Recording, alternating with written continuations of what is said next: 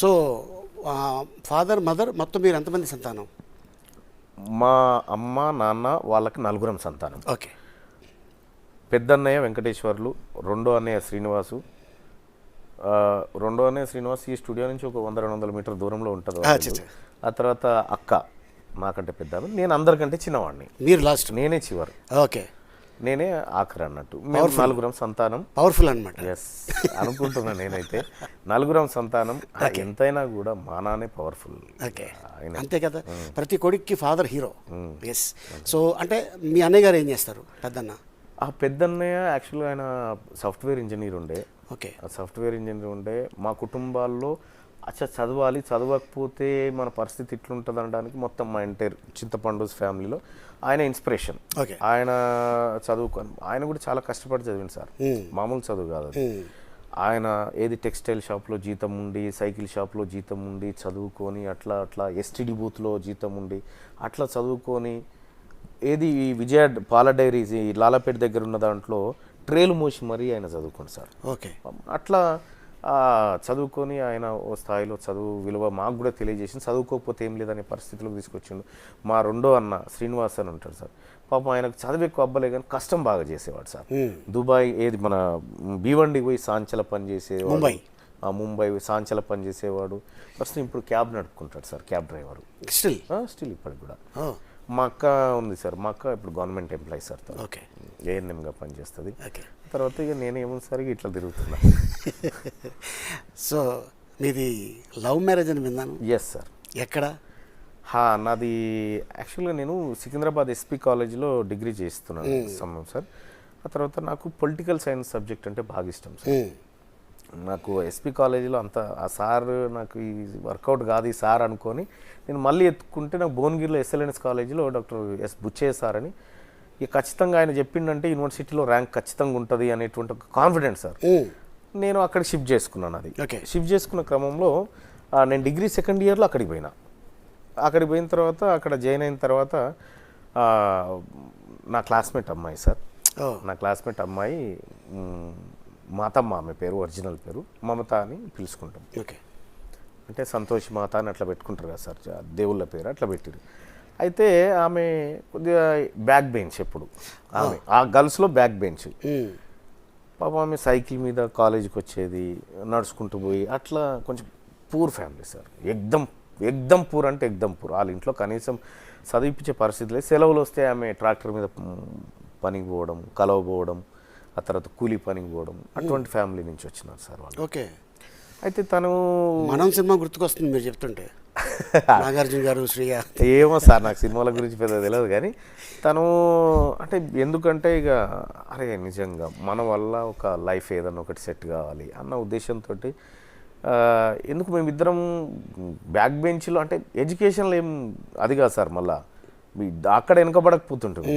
అది చేస్తూనే ఎందుకు ఒకరి అభిప్రాయాలు ఒకరు షేర్ చేసుకోవడంలో ఒకరోజు ఏమైంది సార్ అంటే December 31 వస్తే అందరు యాదగిరి గుట్టకు పోదామని పోయినాం సార్, క్లాస్ వాళ్ళమంతా.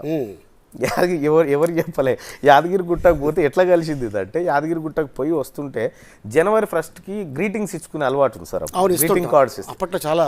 అయితే ఆ గ్రీటింగ్ కార్డులో తనిచ్చింది ఓ 2 లవ్ సింబల్స్ ఉన్నాయి, దాంట్లో ఒక 2 పావురాల బొమ్మలు ఉన్నాయి, ఎగిరిపోతున్నాయి. ఇది ఎందుకు ఇచ్చింది నాకు అని అనుకున్నా.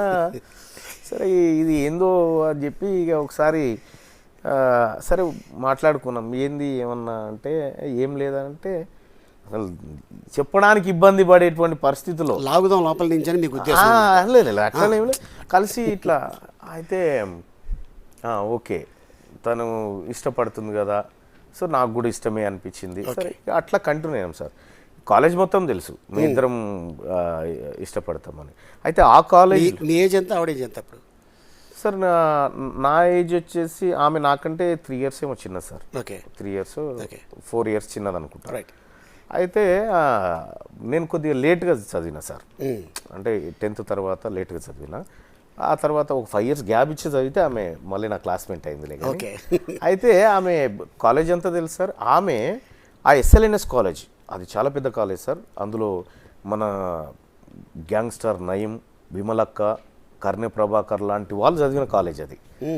అయితే దాంట్లో నేను చదువుకునేటువంటి ఆమె రాష్ట్రపతి పరేడ్ అబ్దుల్ కలాం నుంచి అవార్డు తీసుకుంది సార్ మా మిస్సెస్. ఓ ఆర్డీ పరేడ్ చేసింది ఆ కాలేజ్ నుంచి ఫస్ట్ ఉమెన్ సార్. ఓకే. ఆ కాలేజ్ నుంచి ఫస్ట్. ఇంకా ఆ తర్వాత సేమ్ అదే స్థాయిలో ఒక అవార్డు తీసుకుంది నేనే సార్ మళ్ళీ దాంట్లో ఎన్ఎస్ఎస్లో. ఓకే. నేషనల్ సర్వీస్ స్కీమ్ అనే ప్రోగ్రామ్ ఉంటుంది కదా సార్, దాంట్లో మేము అవార్డులు తీసుకున్నాం. మాకు ఎక్కడెక్కడో మ్యాచ్ అయిపోయింది. ఇక మ్యాచ్ అయిపోయి కొద్దిగా అది ప్రేమగా మారింది. ప్రేమగా మారిన తర్వాత ఒక 9 సంవత్సరాల పాటు దాన్ని కంటిన్యూ చేసుకుంటూ వచ్చి ఫస్ట్ లైఫ్లో సెట్ కావాలని చెప్పి ఆ తర్వాత బుచ్చే సార్ సారథ్యంలోనే చదువుకున్నాం సార్. ఉస్మానియా యూనివర్సిటీ నేను 90 ర్యాంక్ సార్ నాది పొలిటికల్ సైన్స్లో, నా క్యాంపస్లో సీటు. ఆ తర్వాత తనకు ఎకనామిక్స్లో సీట్ వచ్చింది. ఇద్దరం చదువుకున్నాం. అది కంటిన్యూ అవుతా ఉంది. అయిన తర్వాత ఇంకా పెళ్ళి అనే టాపిక్. ఓకే. అయితే ఉద్యోగం లేదు. సరే నేను చేస్తూ ఉన్నా జర్నలిజం, అదో ఏదో చేస్తూ ఉన్నా, కొద్దిగా గొప్ప వస్తూ ఉన్నాయి, మధ్య సరిపోతా ఉన్నాయి. అంటే మా ఇంట్లో ఎన్నడూ కూడా ఒక్క అనా పైసా నన్ను అడగలేదు సార్. మా నాన్న కానీ మా అమ్మ కానీ ఎవరు నా మీద డిపెండ్ కాదు. చిన్నోని కాదు సార్, ఇట్లా ఏందో అన్నట్టు వదిలేసారు. సరే ఆమెకు నేను విజయవాడలో కోచింగ్ ఇప్పించిన సార్. ఓకే. విజయవాడలో అవనిగడ్లో కోచింగ్ ఇప్పించిన తను గవర్నమెంట్ జాబ్ సంపాదించి అప్పుడే వచ్చింది. గవర్నమెంట్ జాబ్ వచ్చిందిగా, చలో ఇక కిచెన్ సెక్యూరిటీ ఉంది. ఓకే. చలో ఇక పెళ్ళి అయితే చేసుకుంటా. ఆంధ్ర గవర్నమెంట్ వచ్చిందా తెలంగాణ గవర్నమెంట్? ఏపీ ఉమ్మడి రాష్ట్రంలోనే సార్. అప్పుడు ఉమ్మడి రాష్ట్రంలోనే వచ్చింది సార్. రైట్. 2012లో సార్. ఓకే. 2012లో ఆమెకు ఉద్యోగం వచ్చిన తర్వాత 2014లో మేము పెళ్లి చేసుకున్నాం. ఓకే. పెళ్లి చేసుకొని ఇక తర్వాత ఆ పెళ్ళికి కూడా ఇక ఎట్లా అంటే ఇక ఊర్లలో ఎట్లుంటుంది సార్, అంటే కమ్యూనిటీ చిన్నదన్న ఫీలింగ్ కొంతమందికి ఉంటుంది కదా సార్, మా కుటుంబానికి లేకుండే. సో పెళ్ళైన తర్వాత మీ ఎడ్యుకేషన్ కంటిన్యూ అయిందా? ఇంకెక్కడ సార్, ఇంకా లేదు. అప్పటికి తను చదివింది మళ్ళీ, తను ఎంపీడీ చేసింది, తను ఇక రకరకాల కోర్సులు చేసి కార్యక్రమం చేసింది. నేను కూడా చదువుకున్నా, నేను కూడా జర్నలిజం చేసిన. ఎందుకు అడిగానంటే చెరో సైకిల్ మీద వెళ్ళేవాళ్ళు కదా, సో పెళ్ళైన తర్వాత ఒకే సైకిల్ మీద వెళ్ళారేమో. లేదు సార్, ఇంకా అంత దాకా రాలేదు సార్. అయితే ఆ క్రమంలోనే పెళ్ళి కాకముందుకే తనకు వచ్చిన శాలరీ నా శాలరీ ఏదో ఓ బండి కొన్నాం సార్. మొత్తం మీద ఓ బండి, అది సిబి టిస్టర్ అనేటువంటి బండి, AP 10AL 7986 బండి నెంబర్. ఆ బండి నాకు ఫ్రెండ్ ఉంటుండే బషీర్ అని, నా క్లాస్మేట్.